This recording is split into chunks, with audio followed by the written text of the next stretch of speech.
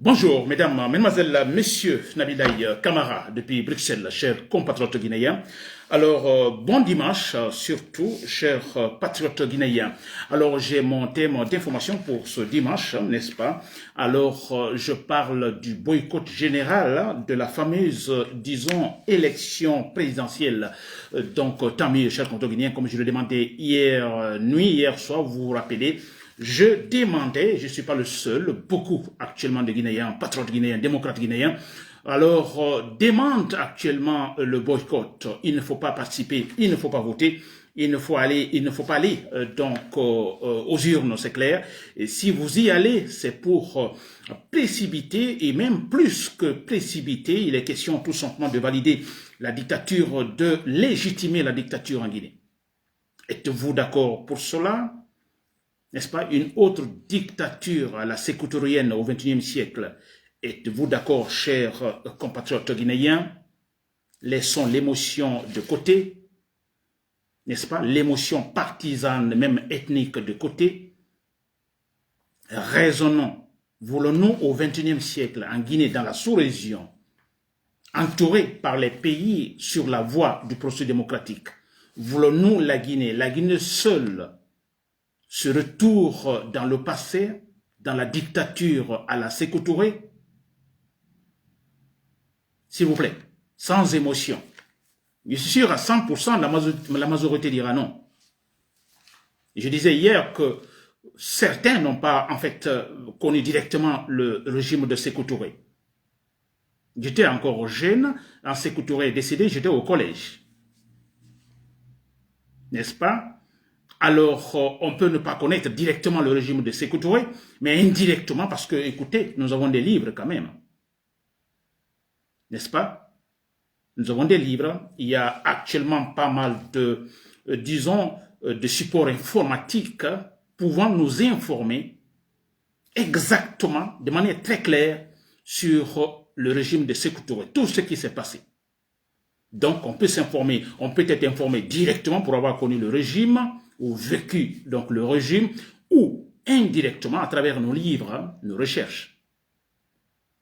Alors, si vous êtes passé par là, chers compatriotes guinéens, je vous assure, on ne peut pas souhaiter un tel régime maintenant en Guinée au XXIe siècle. D'abord, c'est impossible. Vouloir imposer un tel régime maintenant en Guinée au XXIe siècle, s'il vous plaît, je dis bien, c'est impossible. Mais écoutez, puisque ceux-là qui désirent le faire possèdent des armes, alors ils tenteront. C'est quoi? Nous connaîtrons ce qu'on appelle l'instabilité chronique à tout moment. Mais ça ne marchera pas. Comme Mamadou Mbouya le tente maintenant, il ne le pourra pas. Cher compatriotes guinéens. Donc c'est donc le titre, hein, je parle de deux éléments. Alors la poursuite du boycott général, alors donc qui se poursuit, qui marche bien. Alors, je dis tant mieux, et en deuxième partie, je parlerai de Mamadi Doumbouya, la peur de Mamadi Doumbouya. Ça s'explique, cette peur de Mamadi Doumbouya.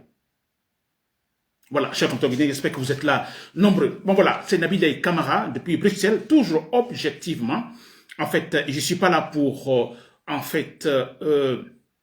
détruire quelqu'un, n'est-ce pas? Personnellement, non. Si vous l'avez remarqué, des affaires personnelles, ça ne m'intéresse pas. Alors, ce qui est public, hein, qui est dans le domaine public m'intéresse, c'est la Guinée, n'est-ce pas? Alors, ça signifie que mon combat n'est pas pour moi, n'est pas d'ailleurs pour le présent, c'est pour le futur de la Guinée, pour la, la génération, en fait, qui vient. Mon combat, cela, chers compatriotes guinéens. Alors, détrompez-vous que, bon, Nabilaï Camara, il cherche alors de l'argent pour, comme il ne gagne pas l'argent, alors il n'a pas eu sa part, alors voilà, il continue à critiquer. Non, je vous assure, je suis ici en Belgique, je ne me plains pas, je travaille, j'ai mon salaire, franchement, non, pour ceux qui me connaissent. Si d'ailleurs je pouvais aller en Guinée, je crois que je serais parti depuis longtemps, depuis le temps de Alpha Condé, et être dans de bonnes conditions, avoir des postes aussi. Mais non, ce n'est pas cela. N'est-ce pas? Très bien. Je pense que là, on se fait comprendre. Alors, donc, je dois remercier parce que la fameuse élection de Mamadi Doumbouya est en cours, vous comprenez. Alors moi, je suis content parce que franchement, je disais hier, je n'ai pas besoin de dire aux citoyens guinéens de ne pas sortir, je n'ai pas besoin, n'est-ce pas? Parce que je disais que la Guinée, il y a cette répartition déjà, n'est-ce pas? Je parle de répartition électorale. Nous avons les grands partis politiques, l'UFDG, l'UFR, n'est-ce pas? Sont les grands partis politiques. Et là, tout est réparti déjà. N'est-ce pas? On dira, je suis de l'UFDG ou je suis de l'UFR, je suis de tel. Donc, tout est déjà, disons, les compartiments sont déjà occupés. Et si les compartiments sont occupés, compartiments politiques, je vais dire, c'est que les informations sont déjà données. Non seulement les informations sont données, mais ces gens composant ces compartiments politiques ou électoraux ne sont pas dans ces partis politiques pour rien. C'est avec des principes. Des principes. Ils ne vont pas changer parce que tout simplement Mamadi Doumbouya leur donne de l'argent, de la voiture. Non, il y a des principes. Donc franchement, réellement, je n'ai pas besoin de dire à ces gens, ne sortez pas aujourd'hui. Ils ne sortiront pas sans mon discours. Parce qu'ils savent aussi qu'en sortant, en allant voter, c'est pour valider la dictature. C'est clair et net, s'il vous plaît. Donc je remercie encore une fois. Alors, nous avons des informations. Alors, il y a un boycott total partout. Vous comprenez que ce soit en Basse-Côte, en Moyenne-Guinée, en Guinée forestière et en Haute-Guinée. Il y a un boycott total. Ça, c'est clair. Les gens boudent les urnes. Parce que c'est clair, c'est facile à expliquer. Allez-vous valider Mamadi Doumbouya comme, disons, la structure politique solide et consolidé de la Guinée? Allez-vous le faire? Ce monsieur qui est nul, qui ne vaut absolument rien. Non. Non seulement il a, disons, ce côté, ce monsieur qui ne sait absolument rien, mais qui peut-être pouvait se rattraper en essayant d'être honnête, sérieux, en respectant ses engagements. Il n'a pas fait. Le parjure, s'il vous plaît. Il faut le dire, le répéter. C'est le point très faible de Mamadi Doumbouya. Il a juré, s'il vous plaît. Et ses à côté ont dit non, c'est un militaire, il respectera sa parole. Appuyons-nous sur ce point, s'il vous plaît. Ses à côté ont dit. Avez-vous entendu Amara Kamara, Dansa Kourouma, n'est-ce pas, et d'autres ministres de son gouvernement, en disant, non, écoutez, c'est un militaire, il a dit, il le fera. Il a dit qu'il ne se présentera pas, il ne se présentera pas. Il a dit qu'il respectera la charte, il la respectera. L'a-t-il fait? Il ne l'a pas fait. N'est-ce pas? C'est un point faible que nous devons exploiter. Ce point, il y en a beaucoup, hein, mais ce point est extraordinaire. Extrêmement sensible du côté de Mamadi Doumbouya. N'est-ce pas? Très bien, la trahison. Alors, j'espère que vous m'avez compris, chers patriotes, chers patriotes guinéens. Alors, pour les militaires, j'en parlerai tout à l'heure. Alors, c'est bien, il y a de l'ambiance. Écoutez, cela ne peut pas étonner aussi, parce que, alors, c'est quand même étonnant, on parle des élections présidentielles. Alors, il y a les crépitements des armes dans le ciel. Il y a ce qu'on appelle, on cherche, je ne sais pas qui, dans Conakry, un commando ou un colonel qui aurait, alors, sur qui il y aurait des soupçons, en fait, disons, de marginalisation ou de rébellion, vous comprenez. Alors, ils sont en train de chercher ce commando à Conakry. Le jour des élections, s'il vous plaît. N'est-ce pas? Alors, je disais hier, alors, écoutez, ne sortez pas. Ne sortez pas, s'il vous plaît. Restez à la maison. Restons à la maison. Laissons la raison triompher. Parce qu'elle va triompher. Le processus démocratique va triompher. Mamadi Doumbouya n'ira pas loin. Les choses sont claires sur le terrain. Je crois que lui-même, il en est conscient. Et là, j'attaque le deuxième point. Mamadi Doumbouya est conscient. Il a peur. Mais pourquoi a-t-il peur? N'est-ce pas? Alors, vous savez que la peur, comme définition, c'est une réaction d'anticipation face à un danger. Vous le savez. Je ne vous apprends absolument rien. Quand j'ai peur, alors la peur, il y a une réaction qui vient pour anticiper n'est-ce pas, face à un danger. Et ma réaction, mon corps, effectivement, peut, disons, réagir soit en affrontant le danger, le combat, ou en fuyant, la fuite. N'est-ce pas? Et Mamadou Doumbouya est dans cette situation, la peur totale. Alors, un petit soupçon sur un militaire ou tel citoyen guinéen, on a remarqué avant-hier, hier, les forces spéciales qui sont allées dans tel quartier, même avec des lance-roquettes. Donc, il y a la peur. N'est-ce pas, cher compteur guinéen? Très bien. Alors, ça s'explique, cette peur de Mamadi Doumbouya. Alors, on dit souvent, si vous sémez le vent, vous récoltez la tempête. Mamadi Doumbouya a sémé le vent. Il a sémé le vent, il va récolter la tempête, il récolte la tempête. Regardez d'abord, physiquement, Mamadi Doumbouya est mal parti. Mais c'est vrai, parce que quand on parle de la peur, je disais qu'une réaction d'anticipation face à un danger, ce danger peut être réel, physique, ou imaginaire, psychologique, physique. N'est-ce pas? Alors, chez Mamadi Doumbouya, il y a ce danger, donc tout s'accumule en lui actuellement. N'est-ce pas? Le danger physique, le danger imaginaire, le danger psychologique, tout en Mamadi Doumbouya actuellement. C'est logique, c'est facile à expliquer. Il a sémé le vent et il va récolter la tempête. D'abord, Mamadi Doumbouya, face à Alpha Condé, avec son coup d'état militaire. Il y a une trahison, je dirais une trahison, effectivement, oui. Trahir Alpha Condé, mais injustement. Je dis bien, j'ajoute le mot injustement.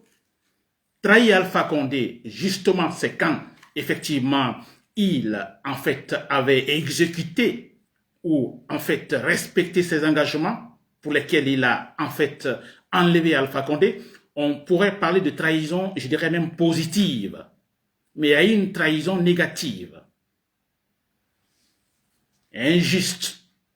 Parce qu'il a enlevé Alpha Condé, il n'a rien, en fait, arrangé. Alpha Condé qui avait tout, en fait, mis en sens dessous. Mamadi Doumbouya est venu, il a continué, il a fait le pire. N'est-ce pas? Alors, si nous prenons ce point, cela seulement, ça lui crée des ennemis. Mamadi Doumbouya, partout où il a dans sa tête qu'en renversant Alpha Condé, en passant par cette trahison, ou disons cette trahison négative, il sait qu'il a eu des ennemis, il s'est créé des ennemis. Il a peur. Il a peur que ces gens de Alpha Condé, parce qu'il a trahi Alpha Condé de manière malhonnête, il a peur, il sait qu'il y a des ennemis là, que ceux-là peuvent l'attaquer à tout moment. N'est-ce pas? Très bien. Ensuite, Mamadi Doumbouya a trahi les Guinéens. Vous avez vu, on est tous sortis ce jour-là l'applaudir. On a dansé. Tout le monde était content. N'est-ce pas? Parce que Mamadi Doumbouya avait donné un très bon discours. Un discours allant dans le sens voulu par tous les Guinéens. La poursuite de notre processus démocratique. Parce que c'est dans cela, on pourra en fait bénéficier de ce qu'on appelle ici de la bonne gouvernance. Il n'a pas respecté. Donc il a trahi tous les Guinéens. Il a trahi l'idéal des Guinéens. L'idéal pour lequel, ce jour-là, tous les Guinéens sont sortis pour danser et l'applaudir.